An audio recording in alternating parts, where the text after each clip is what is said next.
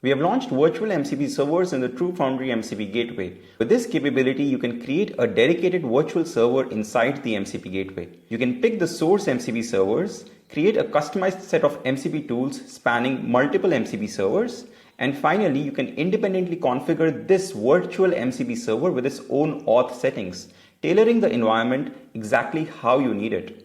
If you think about it, virtual MCP servers give you scoped access, unified auth, and full observability. Now let's walk through an example use case on the MCP Gateway of TrueFoundry. We'll walk through a knowledge sharing agent that can read calendar events to suggest available time slots, create or modify calendar events but cannot delete them, while having access to DeepWiki to explore deep technical content of GitHub repos. With virtual MCP servers, you can configure this exact access pattern. If you see the second MCP group, I have two MCP servers, the Google Calendar and the DeepWiki.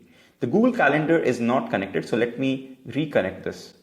And this is the OAuth 2 flow which occurs. Authorization is now successful and we will navigate back to the MCP Gateway. Now I will create a virtual MCP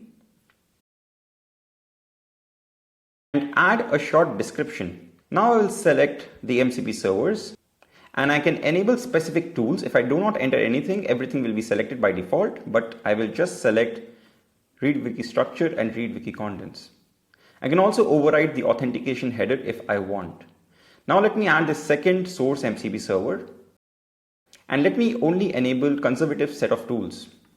The user should be able to list events, create events, and update events. They should not be able to delete events and so on. You can also configure access control.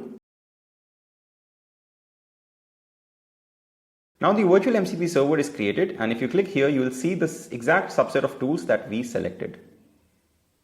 Now let's see the agent in action. For that, we will navigate to the playground for experimentation. I have selected Gemini 2.0 Flash model here, and I will also select the virtual MCP server. This is the knowledge sharing virtual MCP server, and let me select all of them. You can also click here to enable all tools.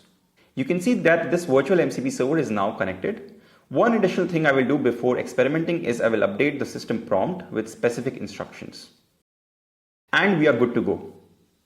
Let me ask the first question. I want to read the contents of this GitHub repo. We'll go over this particular GitHub repo on DeepWiki, which is a TrueFoundry GitHub repository, and I've already indexed it on DeepWiki. Let me run this command.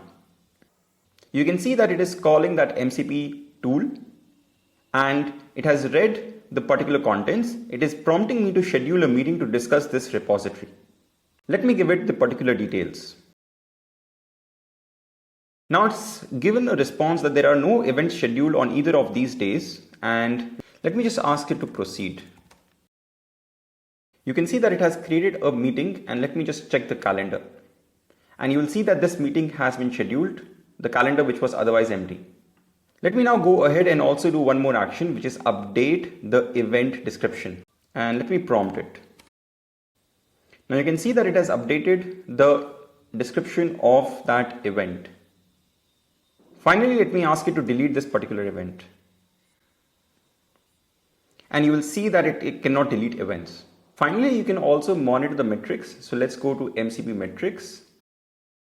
And I can filter for the name of the MCP server as knowledge sharing virtual MCP and apply. And you can see that requests per second, request latency, and request failures will show up. There are numerous cases where virtual MCP servers are very strong and useful in experimentation and a must try. Feel free to let us know if you have any questions.